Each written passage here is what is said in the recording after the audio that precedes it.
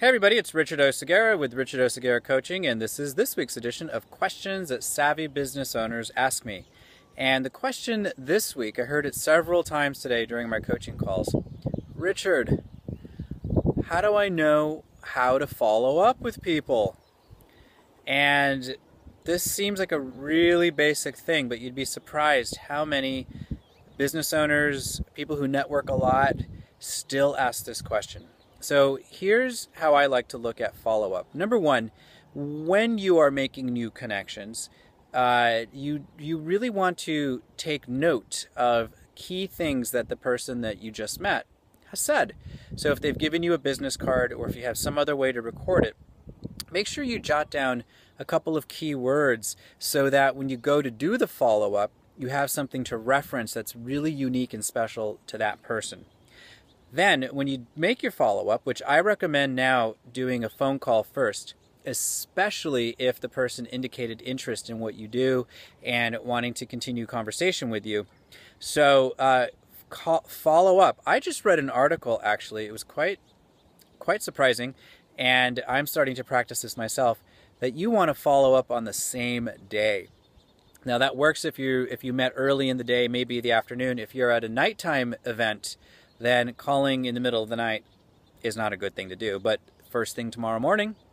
So rapid follow-up. So the turnaround time for follow-up is ASAP.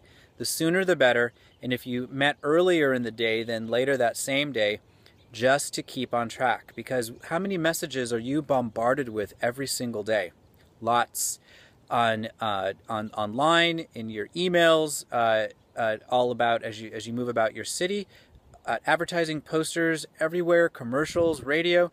We're bombarded, so you want to follow up and stay top of mind as quickly as possible. So I say start with a phone call, and then you can follow up with an email.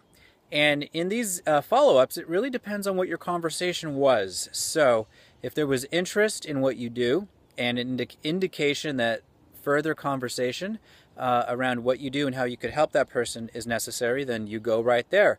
But if that wasn't really the case and it's more of a getting to know, then I like to schedule short connection calls, I call them in my calendar, where it's maybe 10 or 15 minutes just to get to know what the other person does, have an opportunity to talk about a little bit about what you do, but let them go first. Let them talk first. You're building relationships. So that's a little bit about follow-up. I could say a lot more, but we're going to keep it short. The most important thing is do it. If you're not going to follow up, then don't waste your time networking. That's what I have to say this week. So this is this week's edition of Questions that Savvy Business Owners Ask Me.